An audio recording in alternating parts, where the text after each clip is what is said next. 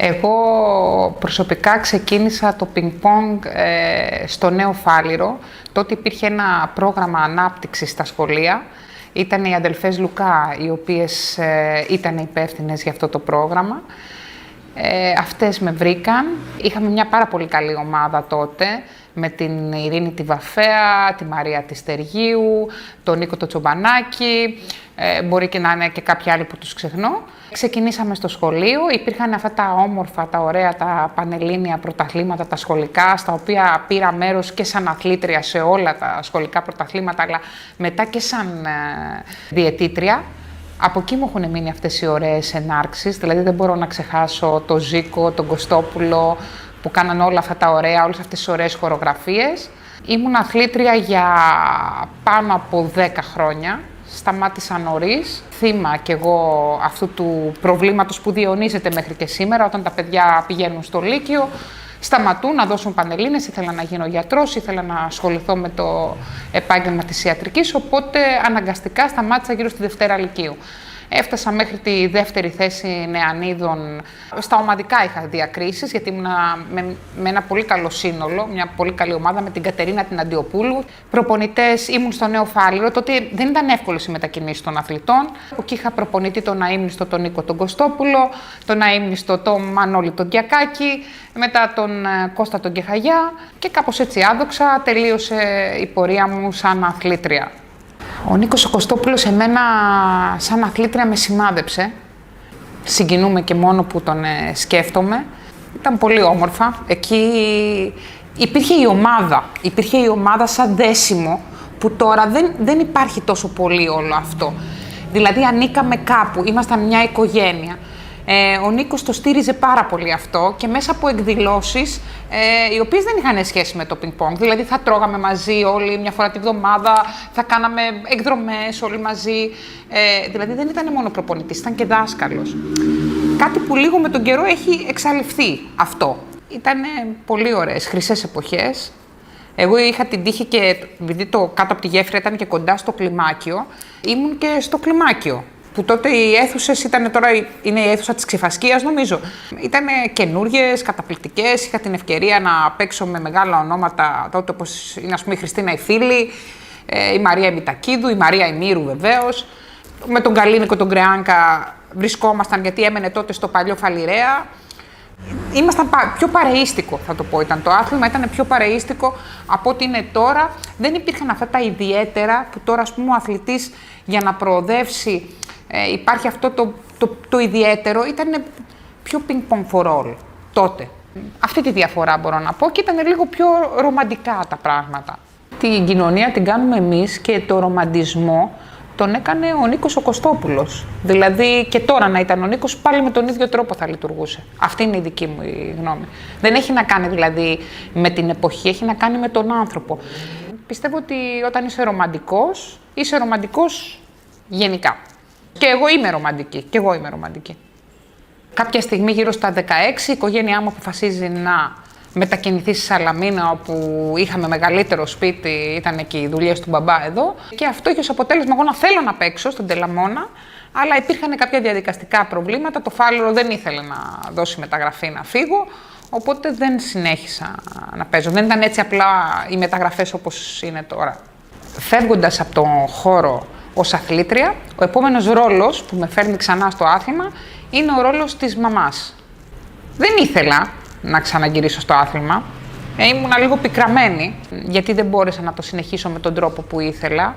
Γιατί όπως είπα ότι όταν στα παλιά χρόνια η μετάβαση από μια ομάδα σε μια άλλη δεν ήταν τόσο εύκολη. Δηλαδή εγώ ήθελα να συνεχίσω να παίζω στον Τελαμώνα, αλλά αυτό δεν ήταν εφικτό. Η Μαλαματένια ξεκίνησε με το τένις και δεν της άρεσε, της φαινόταν πάρα πολύ αργό. Και στη συνέχεια πήγαμε λίγο δίπλα, το τένις με το πινκ-πονγκ εδώ στη Σαλαμίνα είναι δίπλα, είναι απόσταση, ξέρω εγώ, 100 μέτρων. Μου λέει, μαμά, θέλω κάτι πιο γρήγορο, κάτι πιο, έτσι, με πιο ενδιαφέρον. Και πήγαμε στο πινκ-πονγκ, λίγο πολύ την ιστορία την ξέρουν όλοι. Η Καλογιάννη, η Μαρία και η Λιάκη ανοίξανε την αγκαλιά τους και την υποδεχθήκαν στο σύλλογο. Θυμάμαι στην αρχή φοβόντουσαν ότι θα αρχίσω να εμπλέκομαι σε όλα αυτά και δεν είχα καμία διάθεση εμπλοκής. Η Μαλαματένια πήρε το δρόμο της. Ενδεικτικά η Μαρία Καλογιάννη για ένα ολόκληρο καλοκαίρι την πήρε παραμάσχαλα που λέω, επειδή εγώ δούλευα τότε στο πολεμικό ναυτικό. Και είχαμε αυτή την πορεία που λίγο πολύ την ξέρετε όλοι. Στη συνέχεια αποφασίσαμε να πάρει μεταγραφή, γιατί ήταν λίγο δύσκολο εδώ πέρα η προπόνηση. Δεν υπήρχε δηλαδή γκρουπ της ηλικιακής κατηγορίας της Μαλαματένιας. Πήγαμε στον Ολυμπιακό, σε άλλη μια εξίσου φιλική ομάδα. Την Κατερίνα της Πανού την ξέρω πάρα πολλά χρόνια. Το Γιώργο το Χριστοφοράκη επίσης, από τότε που ήμουν εγώ αθλήτρια. Οπότε διαλέξαμε γνώριμα εδάφη, πήγαμε στον Ολυμπιακό και η Μάλαμα με κάποιες μικρές μετακινήσεις έμεινε εκεί μέχρι και φέτος που είχαμε την αλλαγή της ομάδας. Εγώ στον Ολυμπιακό για ένα μεγάλο χρονικό διάστημα υπήρξα παράγοντας στο γυμναστικό αθλητικό όμιλο Πειραιά. Μετά είχα κάποια θέματα υγείας και σταμάτησα. Εκεί χάθηκε η ομάδα. Θέλω να πω ότι πήγε σε άλλα χέρια, παρόλο που εντάξει, είχα προσφέρει πάρα πολλά σε αυτή την ομάδα. Την είχα φτάσει Α1 εθνική κατηγορία με δικά μου έξοδα. Αυτό με πίκρανε λίγο, μπορώ να πω. Δεν πειράζει. Σπίτι βρήκα και οικογένεια. Οπότε γνωρίζετε όλοι, είμαι στον ΟΕΑ Θεσσαλονίκης. Εκεί είναι οι φίλοι μου, εκεί είναι η οικογένειά μου. Η Θεσσαλονίκη μου είναι δεύτερο σπίτι για μένα. Και θέλω να ευχαριστήσω και την ομάδα μου που με έχει στηρίξει τόσο πολύ όλο αυτό το διάστημα. Και υπόσχομαι ότι θα ανταποδώσω. Το να είσαι γονέας ενός πρωταθλητή είναι πάρα πολύ δύσκολο. Είναι ένας δρόμος πολύ μακρύς και πολύ δύσκολος και θέλει υπομονή, επιμονή. Εγώ πιστεύω ότι από πρώτο χέρι μπορώ να καταλάβω τους γονείς. Γιατί επί 10 χρόνια έχω ταξιδέψει μαζί με τη Μαλαματένια σχεδόν παντού, όχι μόνο στην Ελλάδα. Όχι μόνο όταν ήταν τα αναπτυξιακά 13, 14, 16, δεν ξέρω, πηγαίναμε παντού. Θα θυμηθώ συγκεκριμένα ένα καλοκαίρι, ήταν η Μάλαμα νούμερο 150 κάτι στο ranking list και πάω στην Καλογιάννη και της λέω μέχρι να παιχτεί το παμπαιδικό θα είμαστε νούμερο 4. Με κοίταγε η Καλογιάννη, σου λέει τι λέει τώρα αυτή. Ήτανε νούμερο 4 τελικά και μπήκε και στην τετράδα. Κάναμε έναν ατελείωτο αγώνα. Εγώ σέβομαι απόλυτα τους γονείς που κάνουν αυτόν τον αγώνα και μπορώ να πω ότι για αυτούς τους γονείς μπήκα μέσα στο ΔΣ. Για να ακουστεί και αυτή η φωνή, γιατί είναι πολύ εύκολο να είσαι σε ένα γραφείο, να κάθεσαι και απλά να λες πράγματα. Είναι διαφορετικό όταν το ζεις μες στο γήπεδο. Όταν έχεις δαπανίσει χρήματα, όταν όλη σου η οικογένεια κινείται γύρω από αυτό. Όταν ένα παιδί κάνει πρωταθλητισμό, όλη η οικογένεια κάνει πρωταθλητισμό. Είναι πολύ δύσκολο, οπότε απλά σεβασμός στους γονείς, οι οποίοι είναι χορηγοί, είναι ψυχολόγοι, είναι, τι να πω, είναι τα πάντα για τα παιδιά, είναι οικογένεια. Δεν έχω μετανιώσει ούτε μια στιγμή για όλες αυτές τις αθλητόρες που έχω περάσει δίπλα στο παιδί μου. Κάποιες στιγμές ήμουνα πιο ανώριμη, είχε για μένα πολύ μεγάλη σημασία το αποτέλεσμα, ήμουνα πιο ανταγωνιστική. Τώρα με το χρόνο και ακολουθώντας και τον ψυχολόγο μαζί με την κόρη μου, έχω φτάσει σε ένα άλλο επίπεδο, αλλά ακόμα δυσκολεύομαι να δω τα παιχνίδια της. Είναι αλήθεια ότι είναι πιο αγχωτικό να είσαι απ' έξω από το να παίζεις μέσα. Αυτό. Και καταλαβαίνω το άγχος στο γονιό και μπορώ να δικαιολογήσω πάρα πολλά πράγματα. Μπορώ να το δικαιολογήσω. Θα θυμηθώ και κάτι άλλο. Είμαστε στην Πάτρα, εγώ και ο Κώστας ο Μαδέσης. Είμαστε πάνω-πάνω για να μην μας βλέπει κανένας. Παίζουν τα παιδιά μας τελικό, κάνουμε προσευχές. Ο Κώστας φοράει μια ροζ μπλούζα που την έχει, ας πούμε, γούρι, γιατί έχουμε και τα γούρια μας. Και κερδίζουν τα παιδιά και απλά πέφτουμε ένα στην αγκαλιά του άλλου και κλαίμε.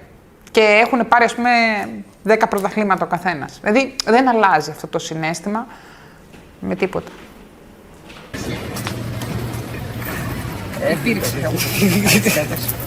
Ήμασταν στην Καρδίτσα, η Μαρία καθόταν στα αριστερά μου και βλέπαμε τις κόρες μας να παίζουν το τελικό μαζί. Και οι δύο με τρομερό άγχος. Ναι, υπήρχε απόλυτη κατανόηση. Δεν υπάρχει ανταγωνισμός αυτές τις στιγμές. Πραγματικά εγώ δεν αισθάνομαι ανταγωνιστικά για κανένα γονιό και για κανένα παιδί. Αισθάνομαι απλά αγάπη και εκτίμηση για όλους όσους έχουν καταφέρει να φτάσουν και να παραμείνουν για αρκετά χρόνια στο χώρο. Θα σου πω χαρακτηριστικά, εκτός από την Στέλλα, την Τζαρίδου, θα σου πω για τη Χρυσή τη Φωτιάδου, ας πούμε, γιατί τη Στέλλα δεν τη θυμάμαι τόσο μικρή.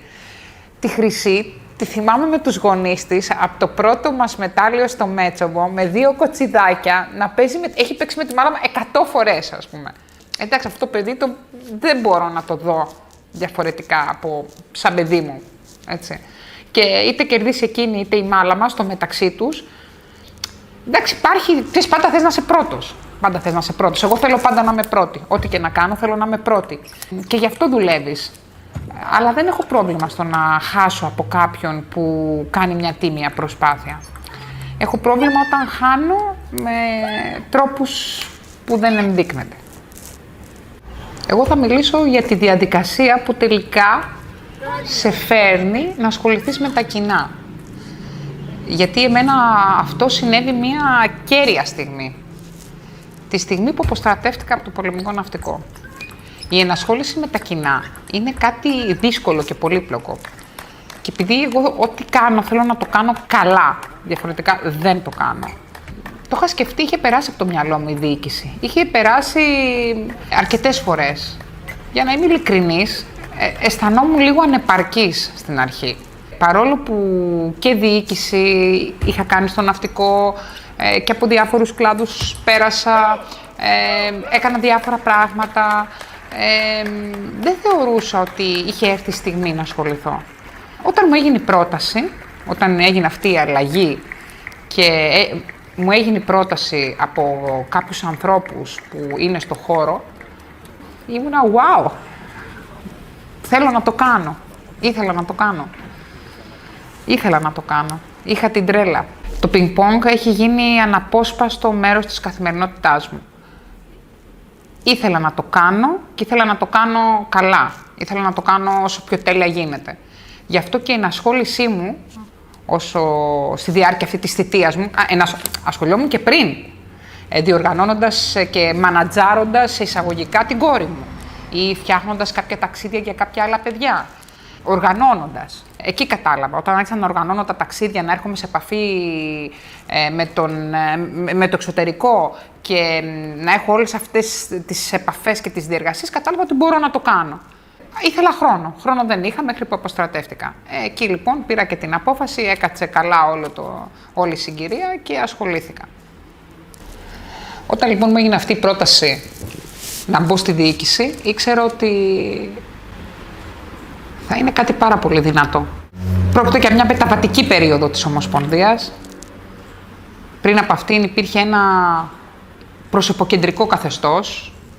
Υπήρξε ο Μανώλης ο Κολυμπάτης που αδιαμφισβήτητα ήταν one-man show όλο αυτό. Η πρώτη μου σκέψη ήταν αν θα εκλεγώ, γιατί δεν ήξερα αν θα εκλεγώ. Ήμουν αισιόδοξη ότι θα εκλεγώ. Η δεύτερη σκέψη ήταν ότι πού πας τώρα, βρε άσχετη, ας πούμε. Δηλαδή, θεωρούσα μεγαθύρια κάποια άτομα. Τα είχα στο μυαλό μου πολύ ψηλά.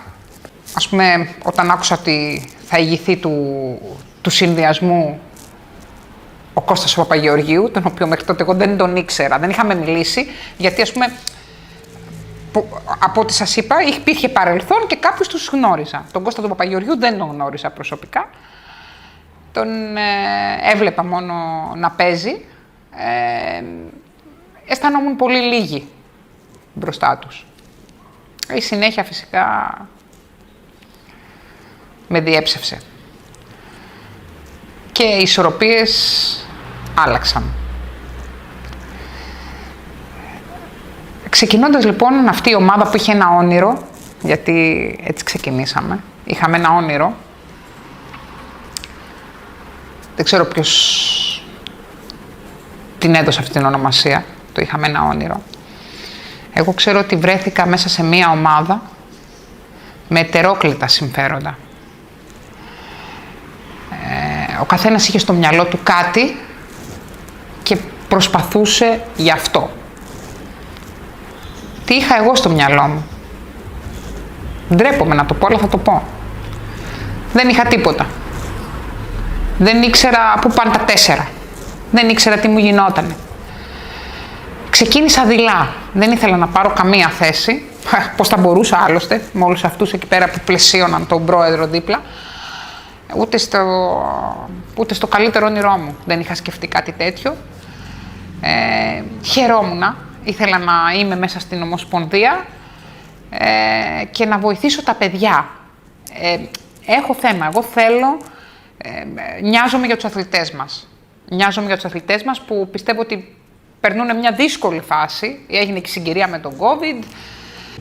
Νοιάζομαι για τους γονείς. Δηλαδή ουσιαστικά μπήκα να εκπροσωπήσω αυτή την ομάδα των γονιών με τις ανησυχίες τους, με τους προβληματισμούς τους, γιατί προβληματισμός υπάρχει και το τι θα γίνει το παιδί, πώς μπορεί μέσα από τον αθλητισμό να εξελιχθεί. Ποια θα είναι η πορεία του στην εργασία του, τα ωφέλη του αθλητισμού.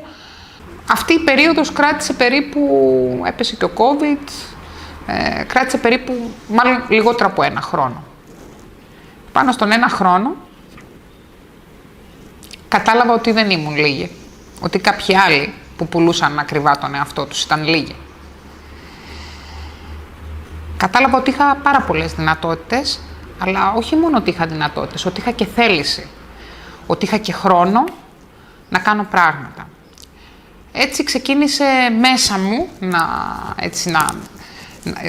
ξεκίνησε από μέσα μου και βγήκε και προς τα έξω. Ήθελα να κάνω διοργανώσεις, αυτό είναι που λατρεύω, να κάνω μικρές γιορτές για τα παιδιά, γιορτές διοργανώσεις, να ασχοληθώ με την οργάνωση των εθνικών ομάδων, να ασχοληθώ με το marketing. Το marketing, πώς προέκυψε και το marketing, έτσι. Μέσα από όλο αυτό το ταξίδι πήρα πάρα πολλά εφόδια και γνώρισα καλύτερα τον εαυτό μου. Γνώρισα δυνατότητες τις οποίες δεν ήξερα εγώ ίδια ότι είχα, γιατί ήμουν περιορισμένη στο πολεμικό ναυτικό σε έναν μικρό χώρο. Όταν βγήκα λοιπόν στην αγορά εργασίας και αρχίσαμε να κάνουμε τα ραντεβού με τον πρόεδρο, τον Παπαγεωργίου, κατάλαβα ότι είχα αυτό το επικοινωνιακό ταλέντο, να φέρνω ανθρώπους κοντά και να πετυχαίνω πράγματα. Για πρώτη φορά λοιπόν, και το πρώτο σημαντικό έργο που έκανα για την Ομοσπονδία και είμαι πολύ περήφανη γι' αυτό, είναι ότι από την αρχή της Ομοσπονδίας, δεν είχε γίνει ξανά αυτό, ασφαλίσαμε για πρώτη φορά όλους τους παίκτες και τους προπονητές της εθνικής ομάδας. Οι παίκτες της εθνικής ομάδας είναι με συμβόλαιο κανονικά από την Ευρωκλινική, από τον κύριο Κελάλη. Ο κύριος Κελάλης, πόσο να τον ευχαριστήσουμε, πόσες φορές έδωσε την ιατρική του και επιστημονική βοήθεια στους αθλητές μας, πόση ταλαιπωρία, πόσα χρήματα γλιτώσαν οι αθλητές μας, γιατί γνωρίζετε όλοι ότι οι αθλητές έχουν τραυματισμούς, έχουν πάρα πολλά θέματα. Το πρώτο και σημαντικό λοιπόν έργο που γίνεται πολύ γρήγορα, γύρω στον 1,5 χρόνο, που το κάνω εγώ, με την συνεργασία του marketing team, δηλαδή στο marketing team είναι ο πρόεδρος, είναι ο αντιπρόεδρος, είμαι εγώ και είναι και ο Νίκος ο Γραμμένος. Η πρώτη συνεργασία λοιπόν που γίνεται και γίνεται από μένα είναι η ασφάλιση όλων των αθλητών μας των εθνικών ομάδων. Στη συνέχεια προσπαθούμε να κάνουμε και άλλα πράγματα, να κάνουμε διοργανώσεις. Έφερα στη Σαλαμίνα το Πανελλήνιο Πρωτάθλημα Εφήβων Νεανίδων μετά από πάρα πολλά χρόνια. Εν τω μεταξύ είχα εμπλακεί και με τα κοινά του νησιού.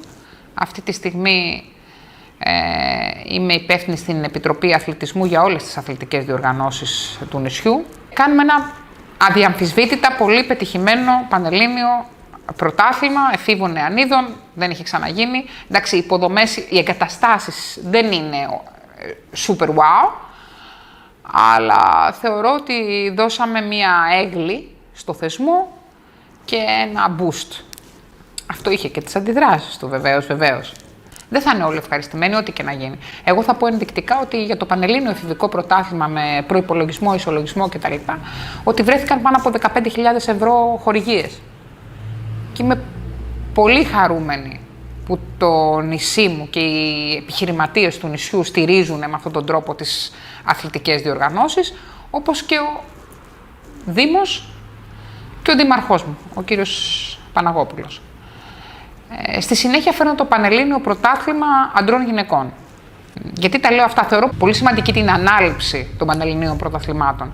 Γιατί, από ό,τι έχετε διαπιστώσει όλοι, έχουμε πρόβλημα στο πώς να διοργανώνουμε τα Πανελλήνια Πρωταθλήματα. Έγινε με μεγάλη επιτυχία και των Ανδρών-Γυναικών. Είχαμε κάποιες γκρίνιες, γιατί είχαν προηγηθεί αυτά τα διαπροσωπικά που είχα εγώ. Και υπάρχει μια κακή έτσι, νοοτροπία, ότι δεν το κάνω εγώ, δεν θέλω να το κάνει κανένας. Δεν έχει σημασία που δεν μπορώ εγώ να το κάνω. Δεν θα το κάνεις ούτε εσύ που μπορείς. Αυτό είναι αυτό που λένε τα ετερόκλητα συμφέροντα. Υπάρχει ιδιοτέλεια. Δεν μπορείς να είσαι μέσα σε ένα συμβούλιο και να είσαι ιδιοτελής. Στη συνέχεια αποφασίσαμε με τον Δήμαρχο να βάλουμε υποψηφιότητα για το Βαλκανικό Πρωτάθλημα. Εκεί λοιπόν έχει συμβεί κάτι που εγώ θέλω να το αναφέρω και που με έχει ενοχλήσει πάρα πολύ. Γίνανε διάφορα, φέρτε μας τους φακέλους, φέρτε μας το αυτό, φέρτε μας εκείνο. Λέω, τι θέλετε παιδιά. Εμένα, κάθε χρόνο λοιπόν, και μέσω διάβιας μπορεί να φανεί αυτό, γιατί εγώ θέλω να μιλήσω με έγγραφα κάποια στιγμή, δαπανούμε γύρω στις 10 με 12.000 ευρώ για να πάνε οι ομάδες μας αντρών γυναικών στο Βαλκανικό Πρωτάθλημα. Που έτσι όπως έχουν γίνει με τα προγράμματα χείλων και τα λοιπά, πρέπει να πάνε στο Βαλκανικό Πρωτάθλημα. Είναι μια καλή προετοιμασία αγώνες. Μπορεί να μην είναι ενταγμένες στο Διεθνές Ranking List, αλλά οι αθλητές μας πρέπει να συμμετέχουν σε αυτό. Είχαμε και πρόσφατα τη διάκριση που οι άντρες βγήκαν πρώτοι. Δεν είμαστε η Ρουμανία που έχουμε διακρίσει παντού, θέλουμε τις διακρίσεις και για ψυχολογικούς λόγους. Αποφασίζω λοιπόν με τον Δήμαρχο, τον πείθω να αναλάβει τη διοργάνωση και να μην πληρώσει κανείς Έλληνας και Ελληνίδα παίκτρια ούτε cents. Δηλαδή να καλύψει ο Δήμος όλο το κόστος αυτό. Σας λέω είναι περίπου 10 με 12.000. Ο Δήμος σε συνεργασία με την περιφέρεια αλλά και με τους χορηγούς μπορεί να το κάνει αυτό. Άρχισανε και μου λέγανε, φέρ' το μας υπογεγραμμένο, το πάω υπογεγραμμένο, όχι δεν το θέλουμε έτσι υπογεγραμμένο, το θέλουμε αλλιώς υπογεγραμμένο. Το ξαναπάω έτσι, όχι δεν το θέλουμε έτσι υπογεγραμμένο, το θέλουμε αλλιώς. Τέλος πάντων, ντροπή. Έτσι. Επειδή είμαι συμμαθήτρια με τον Δήμαρχο, το υπέγραψε ο άνθρωπος 5 φορές που το πήγα, με διαφορετικό τρόπο. Αλλά πάλι κάποιοι, ακόμα και με αυτή τη διαδικασία, δηλαδή την πλήρη ανάληψη του Δήμου όλης της διοργάνωσης, για να μην μπει μέσα η Ομοσπονδία.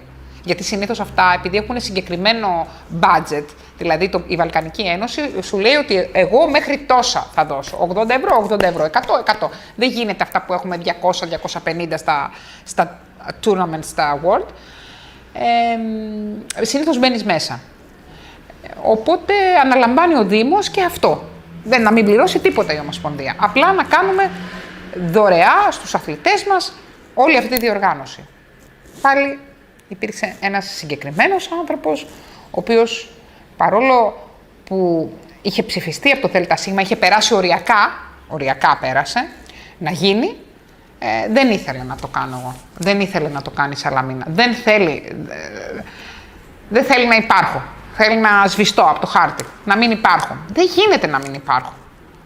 Είτε είμαι μέσα στο ΔΣ, είτε δεν είμαι. Δεν μπορώ να σταματήσω εγώ να ασχολούμαι με κάτι που το κάνω καλά, με κάτι που προσφέρει. Γιατί είναι προσφορά. Εμείς έχουμε ανάγκη από προσφορά αυτή τη στιγμή. Δεν περισσεύει ούτε τίποτα. Δηλαδή θα έρθει να μου πει τώρα, ας πούμε, ο Δήμαρχος της Νίκαιας ότι ξέρεις κάτι, εγώ σου κάνω δωρεά το γήπεδό μου για 2 μέρες. Και το γήπεδο δεν είναι και το τέλειο γήπεδο, είναι ένα μέτριο. Και θα πω όχι, δεν πάω. Δεν έχω αυτή την πολυτέλεια να μην δεν πάω. Θα πω όχι, θα έρθει κάποιος και θα μου πει σου δίνω χορηγία 500 ευρώ. Λέμε ένα ποσό τώρα. Και θα πω όχι, δεν τη θέλω, γιατί τι να κάνω με 500 ευρώ. Αυτό δεν γίνεται. Έχουμε μπλέξει με ανθρώπους οι οποίοι είναι άσχετη με το μάρκετινγκ. Θα πω ένα άλλο παράδειγμα. Είμαι στη Θεσσαλονίκη και βγάζω μια φωτογραφία, έτσι ας πούμε, και φαινόντουσαν τα νύχια μου. Έχω φάει μεγάλο bullying και για το τι ανεβάζω στα social, έτσι. Λέει, κοίτα την που δεν είναι σοβαρή που ανεβάζει τα νύχια της. Έτσι απλά για να αναφέρω εγώ ότι τα νύχια μου που ανέβασα και που σε κάποιους ας πούμε δεν αρέσουν, ο επιχειρηματίας αυτός, ο Miss Beauté, έχει δώσει άπειρες φορές χορηγία στην Ομοσπονδία. Η προηγούμενη πίτα που κάναμε, που δεν στοίχησε τίποτα, και ήταν από εξίσου έναν άλλο χορηγό μας, τον Μπεγνή, γιατί υπάρχει και μια σύνδεση με όλα αυτά. Δηλαδή, όταν έχεις κάποιους χορηγούς, πρέπει να τους τιμάς και που η χορηγία δεν είναι έρχομαι, αρπάζω κάτι και μετά σε ξεχνάω. Υπάρχει μια αλληλουχία. Αυτός λοιπόν που εσύ κοροϊδεύεις, γιατί εγώ ας πούμε έχω βγάλει φωτογραφία τα νύχια μου, αλλά κάποιος λόγος υπάρχει που τα έχω βγάλει φωτογραφία, σου έχει δώσει και 10 φορές χορηγία. Αυτός που εγώ ή η κόρη μου βγάζει τα νύχια της, της πλήρωσε το τελευταίο τουρνουά. Για να πάνε ένα τουρνουά τα παιδιά, οι γονείς ματώνουν. Ένα τουρνουά στοιχίζει περίπου 1.000 με 1.500 ευρώ χωρίς προπονητή. Όχι τα νύχια μου θα ανεβάσω και τις κάλτσες μου. Θα ανεβάζω ό,τι θέλω, ό,τι νομίζω ότι εξυπηρετεί την προβολή του χορηγού. Η εικόνα πλέον είναι αυτή που δίνει την πληροφορία. Και θέλω όταν κρίνουμε τον άλλον, καλά, εγώ το τι θέλω τώρα εντάξει δεν είναι, θέλω ψηλά γράμματα είναι αυτά που θέλω. Γιατί όταν κάποιος δεν έχει αυτό το επικοινωνιακό ταλέντο και όταν τον ενοχλεί, δηλαδή δεν το έχεις το επικοινωνιακό, δεν το έχεις. Έχουμε λειψανδρία, πώς το λένε αυτό, με την επικοινωνία.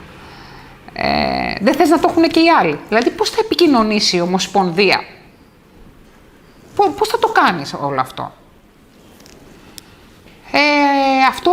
Αυτή η όλη εξωστρέφεια λοιπόν, η οποία απέκτησα, γιατί κάναμε για τον καρκίνο του μαστού εκδήλωση, για δότη μυελό των οστών, για αιμοδοσίες, για τα παιδάκια με καρκίνο, γιατί εγώ έχω στο μυαλό μου όλα είναι festivalization πλέον. Δεν υπάρχει σκέτος αγώνας, μπαίνω μέσα, παίρνω τη ρακέτα, παίζω.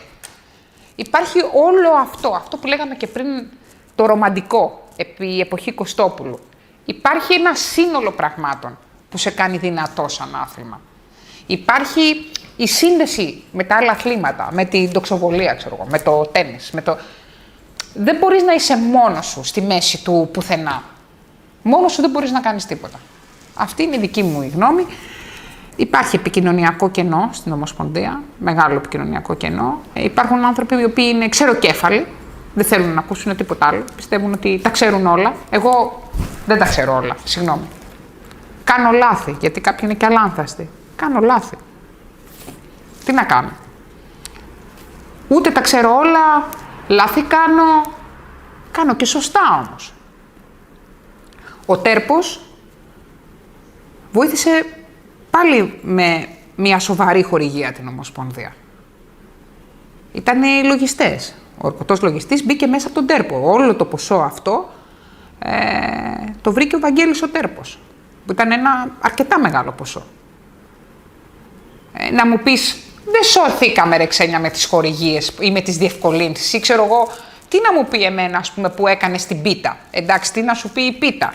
Τι να σου πει το ισοτονικό, τι να σου πει το νερό, τι να σου πει το ταξίδι. Μα έτσι ξεκινάμε. Δεν μπορούμε να ξεκινήσουμε. Δηλαδή, από πού να ξεκινήσουμε. Μέχρι τώρα τι γινότανε. Πώς υπήρχε αυτή η εξωστρέφεια. Υπήρχε κάποια εξωστρέφεια, αλλά όταν είναι ένας μόνος του, αυτό που λέμε το one man show του Κολυμπάδη, δεν μπορεί να υπάρξει. Εδώ πέρα βρεθήκαμε 10 άνθρωποι, πιο νέοι, είπαμε να κάνουμε 5 πράγματα. Στην πορεία γίναμε 5, στην πορεία γίναμε 4, στην πορεία γίναμε 2, στην πορεία... Δεν υπήρξε τίποτα. Διαλυθήκαν όλα. Όλα, δυστυχώς. Έγινε μια προσπάθεια. Δεν πήγε όπως ονειρευόμασταν. Ήμασταν αρκετά ρομαντικοί, φαίνεται. να πω πολλά, αλλά δεν ξέρω τελικά αν πρέπει. Έχω άγχος για αυτή τη συνέντευξη. Αλλά θα μιλήσω λίγο. Θα μιλήσω λίγο για τον πρόεδρο, τον Παπαγεωργίου. Και θα μιλήσω ονομαστικά. Ο πρόεδρος δηλαδή όταν ξεκίνησε, λέω εντάξει, επιτέλους, ένας νέος άνθρωπος. Είναι ηθικός, είναι ανιδιοτελής, έχει μια σχετική εξωστρέφεια, τέλος πάντων ακούει και επειδή αυτός επικοινωνιακά δεν το έχει, έχει ανθρώπους δίπλα του, προσπαθεί να έχει, προσπάθησε να έχει εμένα, γιατί δεν με έχει πλέον, στο επικοινωνιακό κομμάτι. Τον διαλύσαμε, τον Παπαγεωργίου, τον κάναμε κομμάτια. Έκανε λάθος χειρισμούς και στις κρίσεις που δημιουργηθήκανε, στη διαχείριση των κρίσεων και των καταστάσεων, έκανε λάθη. Όμως δεν μπορώ να μην πω και αυτά που έκανε σωστά. Γιατί βγαίνουμε και λέμε μόνο τα λάθη. Έκανε και σωστά αυτός ο άνθρωπος. Καταρχήν, είναι πολιτικός μηχανικός, πες τον Μπετατζή, πες τον όπως θες, ο οποίος άφησε τη δουλειά του και την οικογένειά του, όπως έκανα κι εγώ, για να ασχοληθεί 24 ώρες το 24ωρο με την Ομοσπονδία. Μπορεί να μου πεις ότι δεν ασχολήθηκε σωστά. Γιατί δεν ασχολήθηκε σωστά. Ναι, δεν ασχολήθηκε σωστά. Γιατί δεν ήξερε και γιατί κάποιος δεν του είπε και γιατί μπορεί και να μην το έχει 100%. Όμως ασχολήθηκε. Έβαλε χρήματα από την τσέπη του πολλές φορές. Δεν χρέωσε την Ομοσπονδία με μετακινήσεις του, με οτιδήποτε. Προσπάθησε. Έφερε στην Ομοσπονδία αυτό που κάνουμε τώρα. Γιατί αυτό που κάνουμε τώρα για μένα είναι πάρα πολύ σημαντικό. Το ότι μπορείς να υπάρχεις εσύ, να υπάρχει ο Κους Group, γιατί εκείνος ήταν που ήρθε σε συνεννόηση μαζί του, εγώ εντάξει μιλούσα πάρα πολύ, αλλά ο πρόεδρος τον βρήκε, τον Θωμά, την Κους Group, το ΓΡΕ 78, ο πρόεδρος τον βρήκε, εγώ έκανα το επικοινωνιακό παιχνίδι. Προσπάθησε πάρα πολύ ο πρόεδρος με όλο αυτό. Έφερε διοργανώσεις. Δεν είχαμε τη διοργάνωση. Να μου πεις ρε Ξένια, δεν πετύχανε διοργανώσεις, δεν βγάλαμε χρήματα. Μα η ουσία εδώ πέρα δεν είναι να βγάλουμε μόνο χρήματα. Είναι να πάμε ένα βήμα παραπάνω το άθλημα. Το πήγαμε ένα βήμα παραπάνω το άθλημα. Ήρθε η πρόεδρος της Παγκόσμιας Ομοσπονδίας. Θα μου πει κάποιος άλλος, και τι με νοιάζει εμένα που ήρθε η πρόεδρος της Παγκόσμιας Ομοσπονδίας. Και πάμε εκεί που σου λέω. Δεν με νοιάζει που ήρθε η πρόεδρος της Παγκόσμιας Ομοσπονδίας, δεν με νοιάζει που έγινε το Top 16, δεν με νοιάζει που γίνανε 2-3 πρωταθλήματα ευρωπαϊκού επίπεδου, δεν με νοιάζει που έγινε το Παραολυμπιακό. Εντάξει, όμως δεν μπορείς να μηδενίζεις και το έργο του αλουνού. Είτε τον συμπαθείς είτε δεν τον συμπαθείς. Εγώ δεν μπορώ να τον στηρίξω τον Πάπα. Μετά από όλα αυτά που έκανε τα διαπροσωπικά, άλλο τα διαπροσωπικά μου, άλλο το πώς συμπεριφέρθηκε σε μένα και αν με πούλησε έτσι για πλάκα, for fun, και άλλο τι έχει κάνει. Έχει μεγάλη διαφορά. Παραλάβαμε ή δεν παραλάβαμε μια εθνική ομάδα, στην οποία ήταν στη μέση μια κουρτίνα. Την παραλάβαμε. Δεν είναι αλήθεια αυτό. Μέχρι τότε γιατί δεν μιλούσε κανένας. Παραλάβαμε μια εθνική ομάδα διαμελισμένη. Να μου πεις πάλι διαμελισμένη την αφήνουμε μετά από όλα αυτά, έτσι. Αυτή είναι η αλήθεια. Δηλαδή, είχαμε ή δεν είχαμε μόνο 2 προπονητές και αυτή τη στιγμή 2 αποσπάσεις είχαμε και τις 2 αυτές αποσπάσεις τις παίρναμε με το ζόρι. Έχουμε 5 αποσπάσεις αυτή τη στιγμή. Έχουμε 5 αποσπάσεις. Να μου πεις, και εκεί πάει τώρα, γιατί είπα δεν μπορώ να πω, θα πω και όλη το περίγυρο, ας πούμε. Έχουμε 5 αποσπάσεις και η μία μας απόσπαση μας στοιχίζει περίπου 30-40 χιλιάρικα το χρόνο. Εντάξει. Δεν είναι προσωπικό το θέμα. Το θέμα δεν είναι προσωπικό. Η επιχορήγηση θα μειωθεί κι άλλο. Πρέπει να μειωθούν τα ανελαστικά έξοδα. Δεν μπορώ στην Ομοσπονδία να έχω αποσπάσεις και να τις πληρώνω. Δεν μπορώ. Δεν μπορώ δηλαδή να παίρνει ο προπονητής που έχει πάρει απόσπαση, παίρνει από το σχολείο του 1.500-1.700 ευρώ, δεν ξέρω πώς, 1.200, δεν ξέρω πόσα παίρνει για να μην πω. Δεν μπορώ να του δίνω εγώ άλλα 2.500 χιλιάρικα, άλλα 2, άλλο 1.500, 1.700 συνοδοιπορικά, συν. Δεν έχω αυτή τη δυνατότητα. Αν την είχα, πολύ ευχαρίστως να του τα έδινα. Και να σου πω και κάτι άλλο. Αν είχα και τη δυνατότητα να δίνω τόσα χρήματα, μπορεί να έκανα και κάποια άλλη επιλογή. Να έφερνα κάποιον απ' έξω. Λέμε τώρα, έτσι. Από τη στιγμή που δεν υπάρχει αυτή η δυνατότητα, και το δεν υπάρχει, το λέω εκ των υστέρων, με όλο αυτό που έχει γίνει. Δηλαδή, αυτή τη στιγμή, πληρώνοντας, μάλλον δαπανώντας ή διαχειριζόμενοι την επιχορήγηση και δίνοντας αυτό το μεγάλο ποσό στους προπονητές, οι οποίοι έχουν απόσπαση, εγώ έχω τους αθλητές μου, οι οποίοι πληρώνουν τα πανευρωπαϊκά τους πρωταθλήματα. Να σου πω κάτι, πολύ με βόλεψε όλο αυτό το θέμα που καθαιρέθηκα από Γενική Γραμματέας. Με βόλεψε, γιατί εγώ τώρα φέτος το καλοκαίρι θα πρέπει να παραιτηθώ με όλο αυτό που έγινε. Ήμουν η μόνη που ψήφισα να μην πληρώσουν τα παιδιά. Η μόνη και μαζί με τον Χρήστο τον Τασιό. Γιατί 10 χρόνια που η Μαλαματένια κατεβαίνει σαν πρώτη παίκτρια της εθνικής ομάδας στα ηλικιακά, έχω ματώσει να πληρώνω. Έχω ματώσει να πληρώνω όλα τα tournaments που πάει για να αποκτήσει ranking list, για να είναι η εθνική ομάδα ψηλά, και στο τέλος ματώνω να πληρώνω και το πανευρωπαϊκό πρωτάθλημα. Εκεί πάλι θα πω τι έγινε. Εκεί η μοναδική φορά που δεν πληρώσαμε ήταν επί Παπαγεωργίου. Μία φορά δεν έχω πληρώσει χρήματα. Επί Παπαγεωργίου.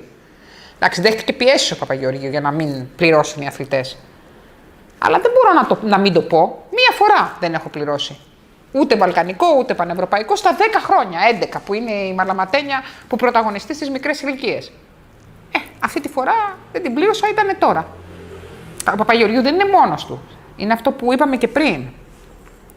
Είναι ένα σύνολο ανθρώπων. Δεν παίρνει ο Παπαγεωργίου μόνος του απόφαση ούτε για να μην πληρώσουν οι αθλητές, ούτε για να πληρώσουν οι αθλητές.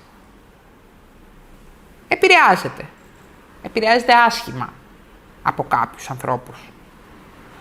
Αυτό ήταν για μένα αυτό ήταν και είναι το αδύναμο σημείο του Κώστα. Ότι δεν μπορεί να απαγκιστρωθεί από αυτά που τον δένουν με το παρελθόν. Δεν μπορείς να κάνεις διοίκηση και να είσαι αγκαζέ με το παρελθόν σου. Το παρελθόν έφυγε. Αν δεν το αφήσεις εσύ, θα γίνεις και εσύ παρελθόν. Κοιτάμε μπροστά. Τι μπορούμε να κάνουμε τώρα. Ό,τι έγινε, έγινε. Αυτό έγινε, έγινε. Οκ. Αλλά τι μπορεί να γίνει τώρα. Δεν μπορείς να προσκολίεσαι σε άτομα και ανθρώπους οι οποίοι λειτουργούν ιδιωτελώς. Που έχουν πελατειακές σχέσεις. Φτηνές πελατειακές σχέσεις. Πρέπει κάποια στιγμή όλο αυτό να τελειώσει. Εγώ θέλω τη διαφάνεια. Θέλω κάτι από την αρχή. Αυτό θα ήθελα, ιδανικά. Ιδανικά θα ήθελα να υπάρξει μια νέα αρχή. Να μου πεις, ρε Ξένια, νέα αρχή υπήρξε και τώρα στον ΔΣ. Όχι, δεν υπήρξε νέα αρχή. Γιατί τα άτομα που ήταν νέα παραιτηθήκανε. Δηλαδή θα πούμε ο Λιγούρας, Σάρισες Φλόρινας, μεγάλο σωματείο στη Βόρεια Ελλάδα. Αναγκάστηκε, παραιτήθηκε ο άνθρωπος. Η Μαρία Ημήρου, παραιτήθηκε. Ο Σοκράτης ο Παπασάβογλου, παραιτήθηκε. Ο συγχωρεμένος ο Πάτζιος, ο Κορδούτης, ο Γιάννης, παραιτήθηκε. Αλλάξαμε 5 γενικούς γραμματείς. 5, δεν ξέρω, 5 νομίζω. Με τον έναν ή με τον άλλο τρόπο. Εγώ άλλαξα με τον πιο σκληρό τρόπο. Κατήγγυλα κακοποιητική συμπεριφορά. Παίξουν από πίσω όλα αυτά. Όταν βγαίνει κάποιος να καταγγείλει κάτι δημόσια, δεν είναι εύκολο. Ούτε να καταγγείλεις κακοποιητική συμπεριφορά, ούτε να καταγγείλεις bullying, ούτε να καταγγείλεις τίποτα. Εγώ κατήγγειλα κακοποιητική συμπεριφορά με έγγραφα μηνύματα, γραπτά. Δεν υπήρχε προφορικά, γιατί το προφορικό δεν παίζει πουθενά να καταγγείλεις προφορικά. Σε βγάζουν όχι τρελό, σε βγάζουν παλαβιάρι. Και καθαρέθηκα. Και κάνανε κακό σε μένα, νομίζουνε. Δεν έγινε αναδιάρθρωση του Συμβουλίου. Έγινε πρόταση από το ίδιο το άτομο που ήταν γονέας του καταγγέλλοντος να καθαρεθώ. Και, γελάμε μαζί τους. Γελάει όλο το Υπουργείο. Και όχι μόνο. Γελάει ο κόσμος. Η ντροπή. Και παρόλα αυτά που γίνανε, γιατί γίνανε όλα αυτά και εκκρεμούνε, αυτό τώρα πρέπει να το πω, μέσα από τις καταγγελίες μου και όλα αυτά που συνέβησαν, εγώ ήρθα σε επαφή πάρα πολλές φορές με τους υπεύθυνους του Υπουργείου και όχι μόνο. Έχω απευθυνθεί σε όλους τους αρμόδιους φορείς. Είναι κάτι που δεν θα το αφήσω και θα πω γιατί δεν το αφήσω. Θα το πω πώς έγινε, γιατί δεν ήταν... Όταν λοιπόν πέσανε αυτά τα μηνύματα στα χέρια μου, τα οποία με βρίζανε με αισχρό τρόπο από μια ομάδα αθλητών, ήρθανε δύο ερωτήσεις. Η μία ερώτηση ήταν, καλά μου λέει, και γιατί βρίζουν εσένα, ήξερα εγώ. Βρίζουν εμένα γιατί εγώ είμαι μες στα γήπεδα, δεν είναι και κανένας άλλος. Βρίζουν εμένα γιατί δεν έχουν δει, αγάπη μου, εσένα, ναι, από την Λαμία ή από την Πάτρα. Δεν έχεις εμφανιστεί πουθενά. Εγώ εμφανίστηκα και κούνησα το δάχτυλο και είπα, αυτό δεν είναι σωστό. Και δεν υπάρχει περίπτωση, γιατί να δεν είναι σωστό. Δεν είναι, όχι. Δεν έχεις καμία δουλειά σαν Γενικός Γραμματέας να πεις ότι κάτι δεν είναι σωστό. Όταν λοιπόν δέχτηκα αυτή την επίθεση, αυτό που μου είπε ο πρόεδρος ήταν ότι, θα το πω ευγενικά, θα το πω ευγενικά, ότι εντάξει μη μιλάς και κάτσε εκεί που είσαι. Δηλαδή να το βουλώσω για να παραμείνω Γενικός Γραμματέας σε μια τέτοια διοίκηση. Σε μια τέτοια διοίκηση εγώ δεν θέλω να παραμείνω Γενικός Γραμματέας. Και αν υπάρχω σε αυτή τη διοίκηση, είναι γιατί... Όχι, δεν θα τους το κάνω το χατήρι να φύγω. Θέλανε να εξαφανιστώ κάποια στιγμή, να φύγω, να μην υπάρχω. Όχι. Δεν θα είχα και ένομο συμφέρον, δηλαδή και ο δικηγόρος μου είπε ότι δεν μπορώ να φύγω. Παρ' όλα αυτά θέλω να πω ότι οι μηνύσεις δεν είναι εναντίον της Ομοσπονδίας που έχω κάνει και δεν έχω κινηθεί νομικά ενάντια στην Ομοσπονδία, όπως έγινε στο παρελθόν, όπως παραλάβαμε στο παρελθόν, έτσι, γιατί παραλάβαμε και έναν εξοδικαστικό συμβιβασμό, τον οποίο πληρώνουμε ακόμα και σήμερα. Και φυσικά δεν φταίει ο άνθρωπος που... Δηλαδή, τώρα τι έχει γίνει. Δεν φταίει η Ομοσπονδία, τα άτομα της Ομοσπονδίας που παίρνουν κακές αποφάσεις και αναγκάζουν εμένα, τον ΧΙΠΣΙΖ, να κινηθεί νομικά. Φταίει αυτός που κινείται νομικά. Αυτό δηλαδή είναι κάτι ανήκουστο. Δεν το έχω ξανά, δεν ξέρω. Δηλαδή τι πρέπει να κάνεις. Πρέπει ας πούμε να δεχτείς αυτό που σου λένε, να μην κινηθείς νομικά, γιατί διαφορετικά κρεμάς την Ομοσπονδία στα μανταλάκια. Δηλαδή στα μανταλάκια την Ομοσπονδία την κρεμάτε εσείς. Την κρεμάτε εσείς με την ανικανότητα να διαχειριστείτε σωστά μια κατάσταση. Δεν την κρεμάω εγώ, ούτε ο ΧΙΠΣΙΖ όλα αυτά τα χρόνια. Θέλω να πω λοιπόν ότι μετά τις πολλές καταγγελίες από 8 Εβδόμου του 2024, έτσι τα μαγειρέψανε λίγο, γιατί δεν ήρθε καμία ανακοίνωση. Ανακοίνωση της μομφής μου έγινε, ανακοίνωση δεν ξέρω αν έχετε διερωτηθεί ποτέ, γιατί δεν έγινε ανακοίνωση του αποτελέσματος της Επιτροπής. Να σας πω εγώ γιατί δεν έγινε ανακοίνωση του αποτελέσματος της Επιτροπής. Δεν έγινε γιατί, για τον απλούστατο λόγο, ότι η Επιτροπή 5 μήνες εξέτασε τους ανθρώπους που ήθελε, όπως ήθελε, έκανε τις ερωτήσεις όπως ήθελε, έβγαλε ένα συμπέρασμα, το συμπέρασμα αυτό δεν τηρήθηκε, κάναν τα χαρτιά με εμπιστευτικότητα, δηλαδή παρευρέθηκε το μισό συμβούλιο, 7 άτομα, δεν ξέρω κι εγώ πόσα, είπανε κάτι άλλο, στείλανε στον Υπουργό κάτι άλλο από αυτό που είχε βρει η Επιτροπή και φυσικά όταν πήγανε στο Υπουργείο, επειδή εγώ είχα ήδη κάνει καταγγελία, ο Υπουργός τους στέλνει μια πολύ ωραία, να πω, πώς να το πω τώρα, ένα πολύ ωραίο έγγραφο που τους λέει κάντε αυτές τις ενέργειες χθες, δηλαδή Επιτροπή Ιδεοντολογίας και πώς το λέει, θα σας δώσω το έγγραφο, να παίξει χωρίς να φαίνονται τα στοιχεία από πίσω όταν μιλάω. Πρέπει λοιπόν αυτή η Επιτροπή Δεοντολογίας να αναλάβει την υπόθεση χτες. Αυτό ήταν 8 Εβδόμου του 2024.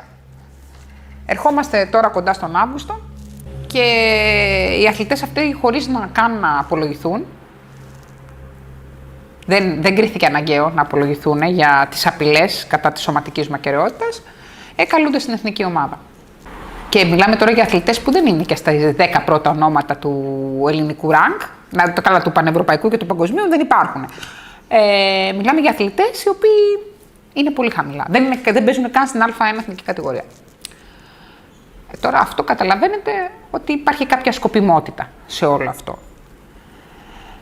Δεν θα μιλήσω για άλλου είδους καταγγελίες και τι έχει γίνει. Νομίζω δεν αφορά. Το πρόβλημα της Επιτροπής της Αντισφαίρησης αυτή τη στιγμή δεν είναι το προσωπικό το δικό μου. Και αυτό το αναφέρω γιατί δεν μπορώ να κρυφτώ και πίσω από το δάχτυλο με όλες αυτές τις καταγγελίες που έχουν γίνει. Εγώ αυτό το ξεπέρασα. Τέλος, τελείωσε. Τελείωσε για μένα, έχει πάρει τον δρόμο του. Έφαγα λάσπη, εντάξει. Αλλά θα πω το λόγο για τον οποίο έφτασα μέχρι εδώ και έκανα την καταγγελία, γιατί θέλω να τον ξέρει ο κόσμος. Ήμασταν στο Μάντζεστερ και θα πω και τις αθλήτριες, εγώ, η Δήμητρα Θωμαής Τσεκούρα και η Μαλαματένια. Και κρατάω το έγγραφο αυτό που είχα στα χέρια μου και ψιλοκλαίω, γιατί εντάξει, σοκαρίστηκα στην αρχή. Και για μεγάλο διάστημα ήμουν σοκαρισμένη. Το κρατάω στα χέρια. Μου λένε τι σκέφτεσαι. Λέω σκέφτομαι να παραιτηθώ. Να μην πω τίποτα. Και απλά να φύγω. Οπότε μου λέει η Μαλαματένια, μαμά, μου έχεις μάθει να είμαι μαχήτρια. Μου έχεις μάθει να μην τα παρατάω. Και εσύ τώρα βρίσκεσαι σε αυτή τη θέση. Δέχεσαι αυτό το πράγμα, αυτή την ενέργεια και θες να τα παρατήσεις, θες να παραιτηθείς. Ήτανε δίπλα η Τσεκούρα, της λέω την ακούς, μου λέει την ακούω. Της λέω θα είναι δύσκολος ο δρόμος, το ήξερα δηλαδή ότι ο δρόμος θα ήταν δύσκολος. Όμως μέσα από αυτόν τον δρόμο δεν το μετάνιωσα ούτε μια στιγμή που έχω κάνει όλες αυτές τις κινήσεις. Βγήκα πιο δυνατή και πιο συνειδητοποιημένη και βελτιώθηκα εγώ σαν άνθρωπος. Μου ανοίξαν άλλοι δρόμοι, δηλαδή εντάξει, γιατί και εγώ δεν ήξερα τι διαδικασίες έπρεπε να ακολουθήσω. Μέσα από όλη αυτή τη διαδικασία έκανα γνωριμίες, οι οποίες το γνωριμίες δεν το παίρνετε προσωπικά. Οι γνωριμίες στη θέση που είμαι αυτή τη στιγμή βοηθούν την Ομοσπονδία. Και εντάξει, για να είμαι και ειλικρινής, αυτό που μου είπαν και οι αρμόδιοι, αυτά συμβαίνουν στις Ομοσπονδίες. Εντάξει. Απλά το θέμα είναι πώς τα διαχειριζόμαστε. Και εντάξει, εγώ θεωρώ, όχι μόνο εγώ, και οι υπεύθυνοι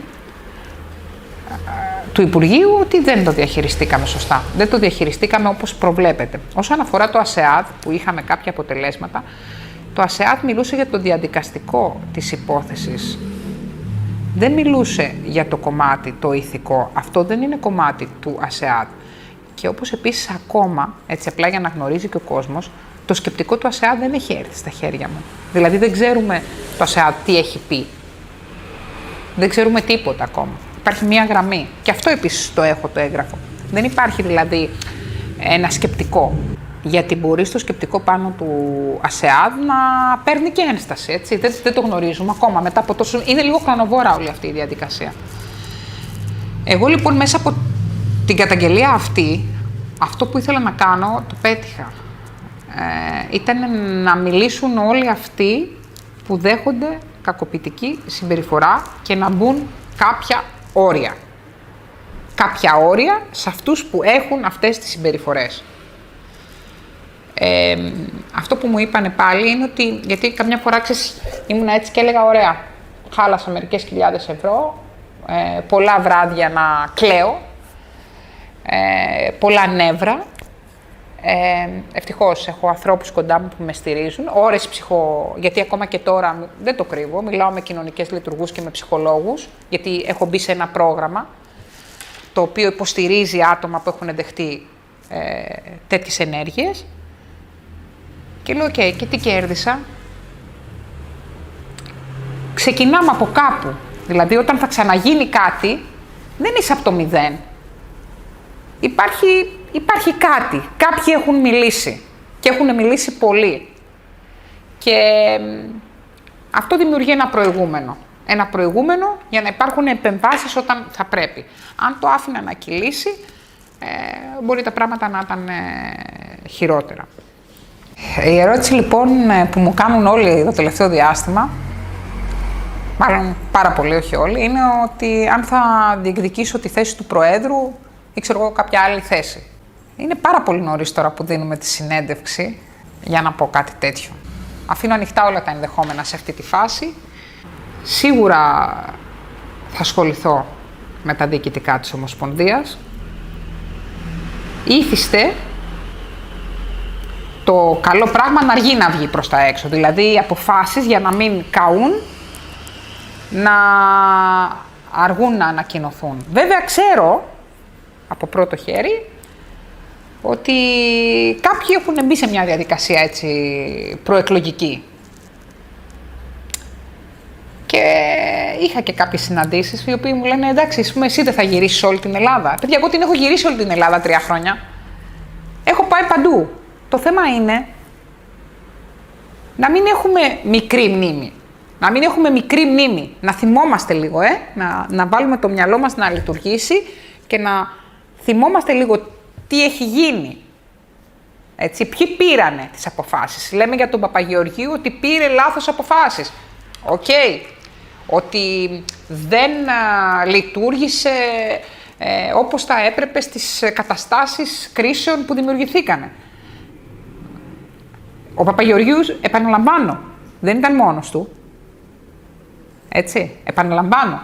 Αυτό το προηγούμενο ΔΣ, μπορείς να πεις ότι ο Κολυμπάδης είχε και έναν ρόλο έτσι είχε ηγετικό ρόλο.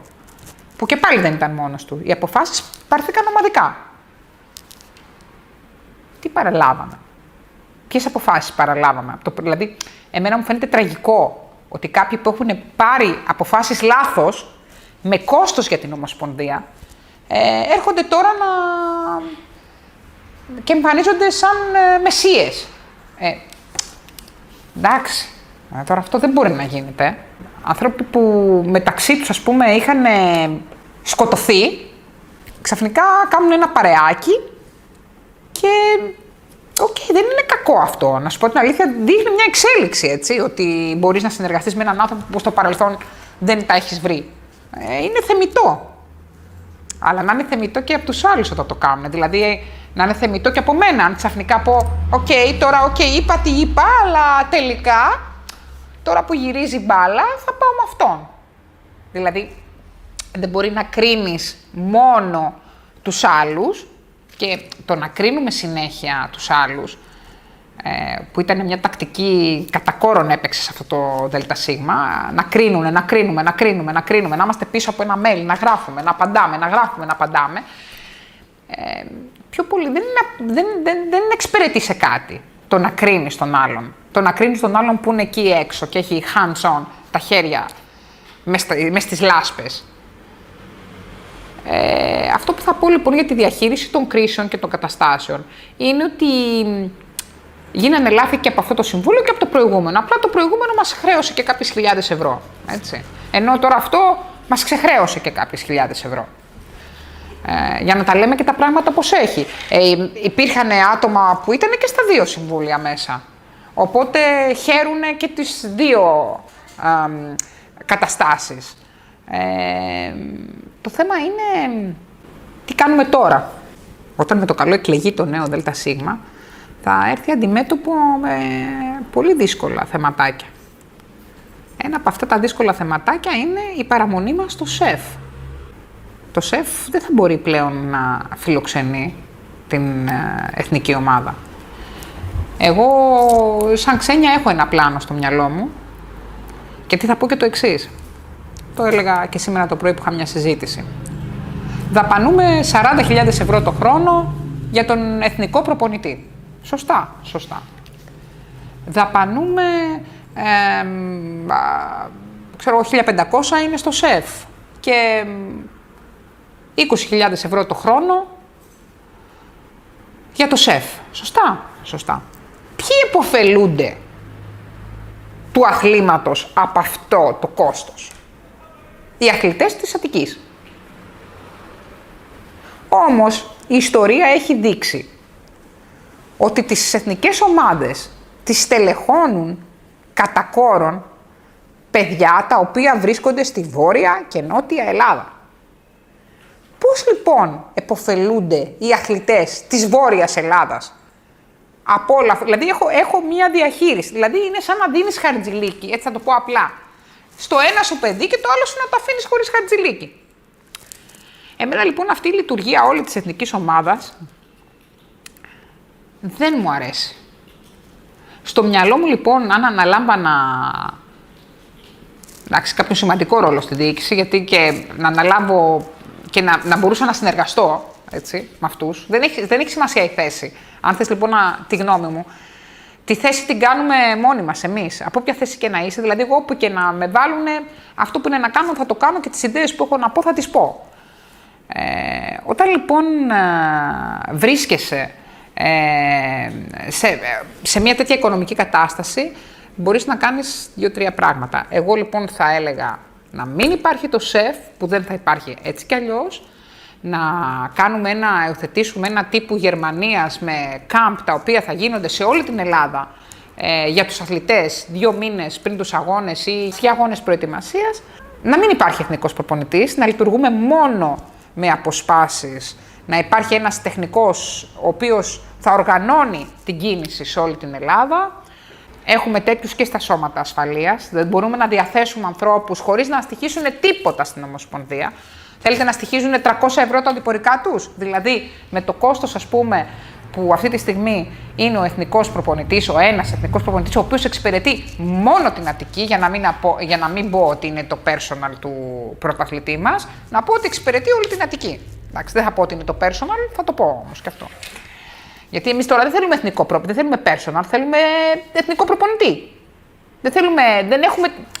Θα ήθελα πάρα πολύ να είχαμε ο καθένας μας να έχει ένα personal, αλλά δεν γίνεται στην εθνική ομάδα. Λοιπόν, με το κόστος λοιπόν το οποίο στοιχίζει αυτός ο προπονητής, θα έχουμε 7, δεν ξέρω το νούμερο αν το λαμβάνετε, 7, να εξυπηρετείται όλη η Ελλάδα και να παίρνουν και 300 ευρώ αντιπορικά το μήνα. Και να είμαστε και πιο δίκαιοι στην κατανομή, έτσι. Σας λέω, δεν μπορείς να δίνεις χαρτζηλίκι στο ένα σου παιδί και στο άλλο. Δηλαδή, πώς γίνεται αυτό?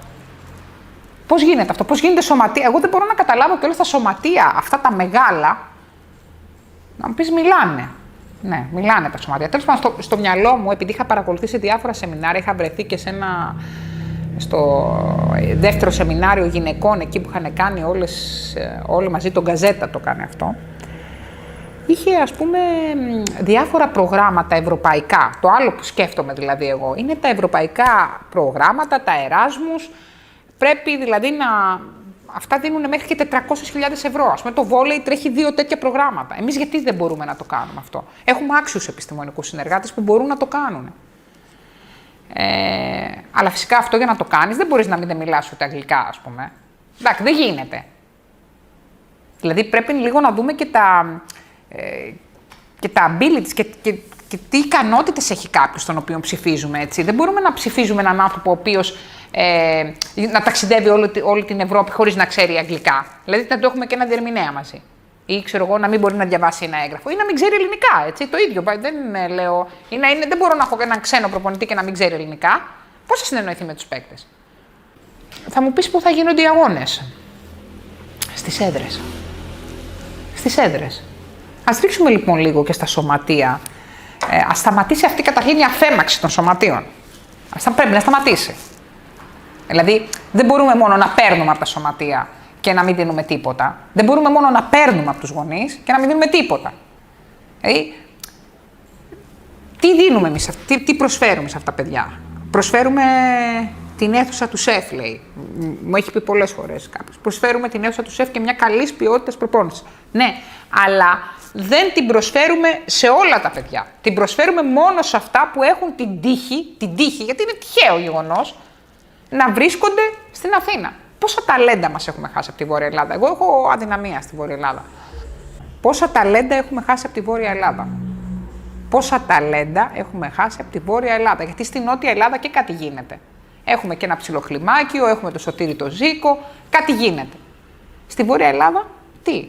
Γιατί έκλεισε το κλιμάκιο? Πώς έκλεισε? Δηλαδή, υπάρχει μια ανισομερή κατανομή των εξόδων της Ομοσπονδίας, η οποία ωφελεί μόνο τα παιδιά που βρίσκονται στην Αθήνα.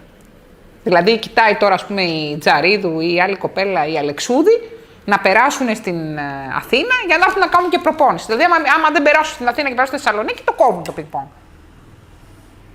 Δεν υπάρχει κάτι οργανωμένο.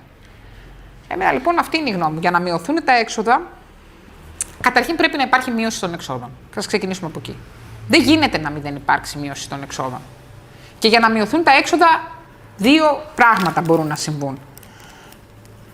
Το ένα λοιπόν είναι να λειτουργήσουμε με αποσπάσεις, όπως λειτουργούν όλες οι ομοσπονδίες. Όλες οι ομοσπονδίες έτσι λειτουργούν. Θέλω να μου πούνε κάποιες ομοσπονδίες, δεν ξέρω εγώ, καμία δεν ξέρω ομοσπονδία, η οποία να έχει πρόγραμμα, πώς να το πω τώρα, η οποία να έχει ιδιωτικά συμφωνητικά με τους αποσπασμένους. Να μου πούνε μια ομοσπονδία που έχει ιδιωτικό συμφωνητικό με τον αποσπασμένο της. Θα υπάρξει πρόβλημα χώρου με το ΣΕΦ, ήδη υπάρχει, είχα μεσολαβήσει εγώ, έχει μεσολαβήσει και ο πρόεδρος, για να το κρατήσουμε το ΣΕΦ με νύχια και με δόντια. Θεωρώ λοιπόν ότι και το ΣΕΦ θα μπορούσε σαν μια άλλη επιλογή, από τη στιγμή που καλό θα ήταν να το είχαμε το ΣΕΦ, έτσι, για όνομα του Θεού. Το θέλουμε. Αλλά και να το είχαμε το ΣΕΦ, πάρει κάπως έπρεπε να εξυπηρετήσουμε και τη Βόρεια Ελλάδα. Κάπως έπρεπε να το λειτουργήσουμε διαφορετικά.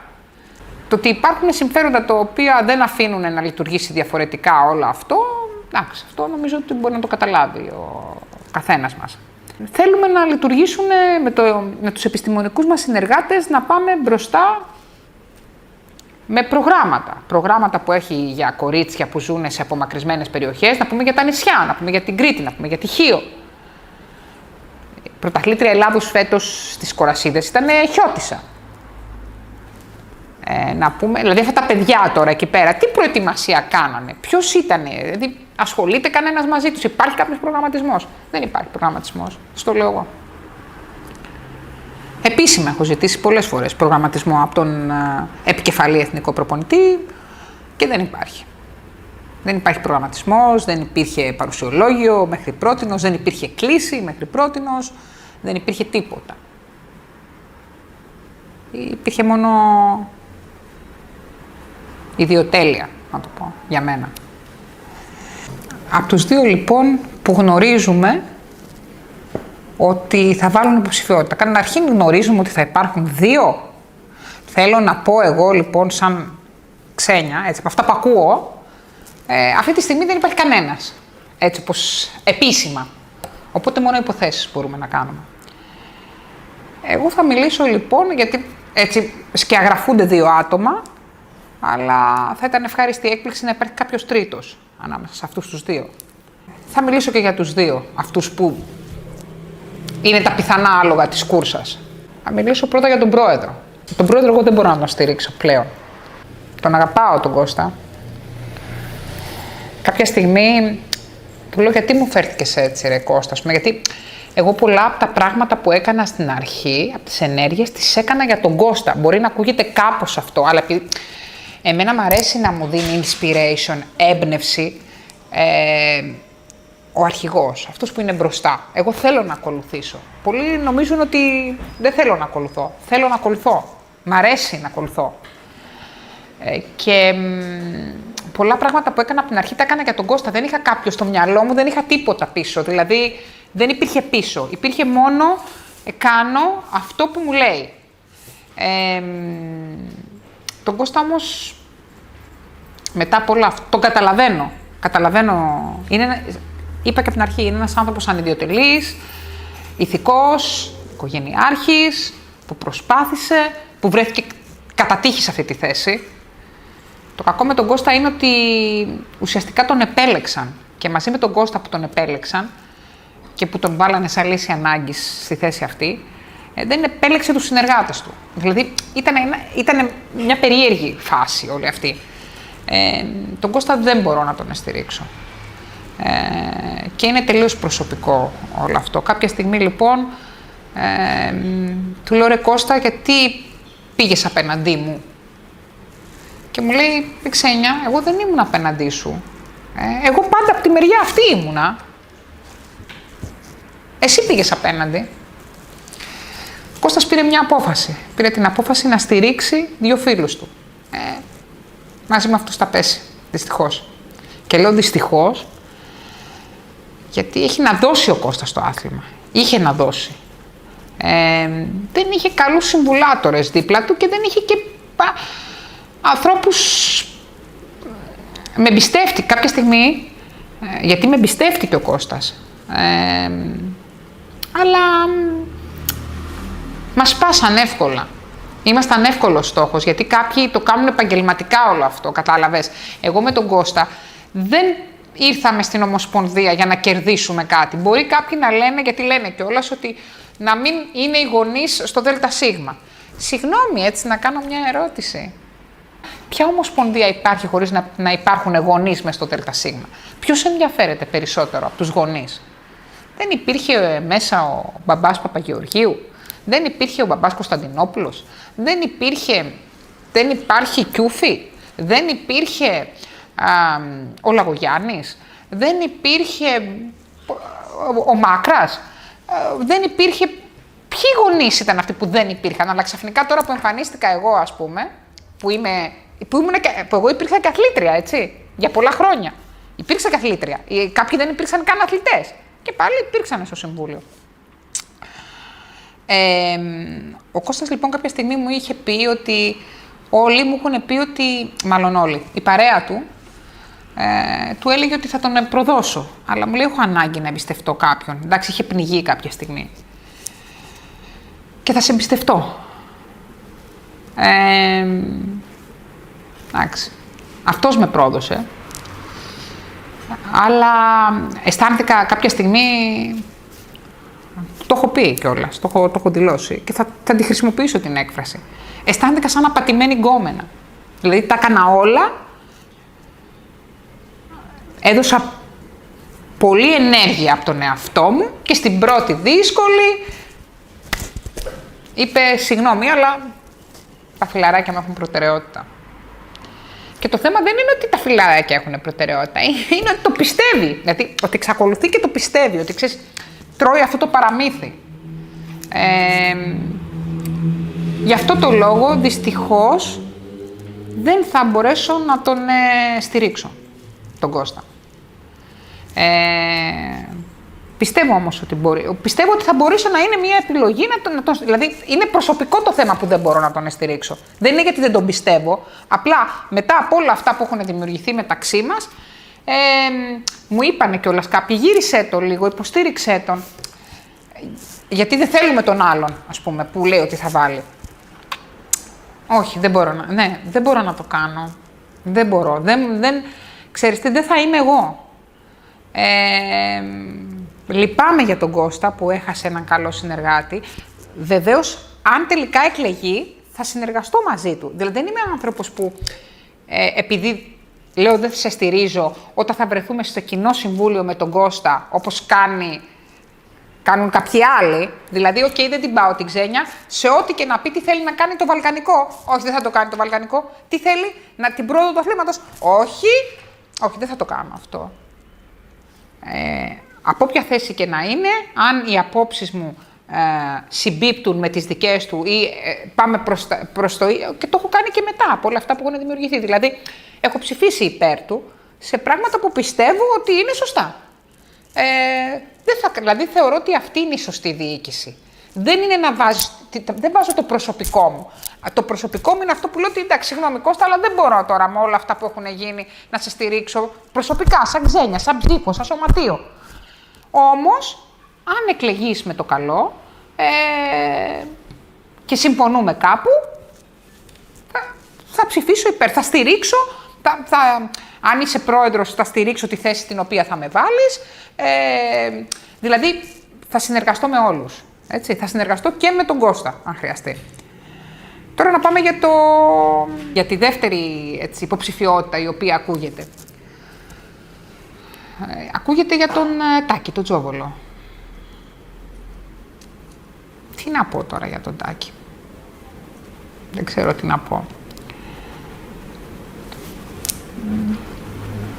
Δεν ξέρω αν μπορώ με κάποιο τρόπο να σχολιάσω. Αναμφίβολα είναι ένας άνθρωπος ο οποίος έχει τεχνικές γνώσεις. Έχει εμπειρία. Έχει τεχνογνωσία. Είναι ξεροκέφαλος. Δεν είναι ευέλικτος. Δεν είναι επικοινωνιακός. Δεν ξέρω πώς μπορεί να υποστηρίξει μια τέτοια θέση ο Τάκης. Για αυτά τα χαρακτηριστικά που σου λέω. Δεν είναι σε όλα κακός. Έχει πολλά θετικά. Αλλά δεν είναι αυτό που θα επέλεγα εγώ. Δηλαδή, θα ήταν μια επιλογή εκτάκτου ανάγκης. Να μου πεις τώρα, μου λες Ξένια, ότι δεν στηρίζω Πάπα, αλλά στην ουσία μου λες ότι δεν στηρίζω και το Τάκη τον Τζόβολο. Σε αυτή τη φάση που μιλάμε, αυτή είναι η αλήθεια. Γι' αυτό και άφησα και ανοιχτό το ενδεχόμενο να βάλω υποψηφιότητα εγώ ή να βάλει κάποιος δικός μου. Κάποιος που τέλος πάντων θα έχει έναν συγκερασμό δεξιοτήτων. Δηλαδή να είναι επικοινωνιακός, να είναι λίγο ανοιχτόμυαλος, ρε παιδί μου. Δηλαδή, ο Τάκης έχει αυτό που λέμε. Δεν με συμπαθεί για τους δικούς του προσωπικούς και δεν μπορεί να συμπαθούν όλοι. Έτσι, δηλαδή, αν μας συμπαθούν όλοι, δεν έχουμε προσωπικότητα. Δεν σε συμπαθεί, σε κατακρεουργεί. Ό,τι και να λέει, δηλαδή, έστελνα κάποια mail, ατελείωτα mail μου κοκκίνιζε από κάτω, μου έγραφε χαρακτηρισμούς. Εντάξει, άκουσε πολλά και ο Παπαγεωργίου από τον Τάκη. Ήτανε δύσκολο το κλίμα. Ήτανε δύσκολη αυτή η συνύπαρξη του Τάκη με του Προέδρου, για να είμαι ειλικρινής. Δηλαδή, ήτανε πολύ δύσκολο. Πολύ δύσκολο. Προσωπικά τον θεωρώ λίγο γραφικό τον Τάκη. Και δεν ξέρω αν όλο αυτό, δηλαδή, ο Τάκης για μένα, δηλαδή ο Παπαγεωργίου είχε μια αίσθηση κάτι καινούριο πάει να γίνει. Τώρα μπορεί να μην έγινε καλά, αλλά πήγε κάτι καινούριο να γίνει. Τώρα ο Τάκης, ξέρεις τι θα πω εγώ για τον Τάκη.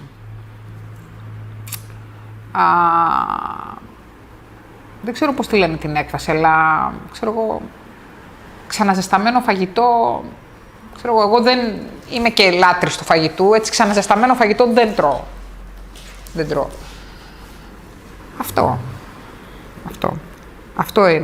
Αυτή είναι η γνώμη μου. Ψάχνουμε για κάτι καινούριο ή ένα συνδυασμό. Αν μπορούσε ένας από αυτούς τους δύο να συνδυαστεί με έναν άνθρωπο καινούριο, δηλαδή που να είχε δυναμική και να ήταν μέσα σε όλο αυτό το που έρχεται, θα ήταν καλό. Τώρα δεν ξέρω αν μπορεί να υπάρξει αυτή η δυνατότητα. Πάντως, οι πληροφορίες μου λένε ότι θα υπάρξει αυτός ο τρίτος πόλος. Έτσι λένε οι πληροφορίες μου. Θέλω να πω ότι είναι κρίμα για την Ομοσπονδία και για τη διοίκηση να υπάρχουν άτομα τα οποία έχουν δυνατότητες και θέλουν να βοηθήσουν αφιλοκερδώς να μην τα αφήνουν να το κάνουν αυτό. Αυτή τη στιγμή εσείς που με ψηφίσατε, τα σωματεία που με ψηφίσαν, μου δώσανε μια απίστευτη δύναμη. Έκανα απίστευτες νοημίες μέσα από όλο αυτό. Το έχω το επικοινωνιακό και το έκανα. και έχω φτιάξει μια μαγιά, ένα κλίμα. Εδώ που είμαστε τώρα δεν είμαστε τυχαία. Είναι η εταιρεία η οποία εργάζομαι πλέον και στην οποία κάνω δημόσιες σχέσεις. Είναι μια εταιρεία που θα τη βρούμε και χορηγό στην πορεία, γιατί είναι αγάπη το πινκ-πονγκ και το πρώτο που είπα στην Αντωνία είναι ότι θα έχουμε ένα χορηγικό πλάνο, θα έχουμε ένα κοινωνικό έργο και συμφώνησε βεβαίως. Μέσα από το πινκ-πονγκ λοιπόν, μέσα από όλο αυτό, το πινκ-πονγκ το κάναμε γνωστό, μέσα από όλο αυτό έχουν ανοιχτεί για μένα καινούργιοι δρόμοι, ακόμα και εργασίας. Και είναι κρίμα να το αναγνωρίζουν αυτό όλοι, να έχω εργασιακές προτάσεις, την προηγούμενη εβδομάδα είχα 3 για να εργαστώ, επιπληρωμή να κάνω τις δημόσιες σχέσεις και η Ομοσπονδία να με έχει και να με έχει, καλά προσπαθεί να με έχει στον ντουλάπι. Δεν χωράω και σε ντουλάπι εγώ, ξέρεις, δεν είναι εύκολο. Δεν είναι εύκολο να με κλείσεις κάπου. Θα κάνω ακόμα θα καλέσω όλους όσους έχουν δυνατότητες, χρόνο, κέφι, χαρά, όρεξη να δημιουργήσουν, να βάλουν υποψηφιότητα. Και θέλω να κλείσω με κάτι πάρα πολύ καλό, με μία έμπνευση, μάλλον με ένα εμπνευσμένο τελείωμα από τη φίλη μου, την Ανίτα τη Χατζαντριάν, η οποία κάνει σπουδαία δουλειά ως προπονήτρια στη Βόρεια Ελλάδα. Χαμογελάτε και ξεβολευτείτε. Τίποτα δεν γίνεται από τις καρέκλες του σπιτιού μας. Ξεβολευτείτε. Και συνεχίστε να χαμογελάτε, ό,τι και να συμβαίνει.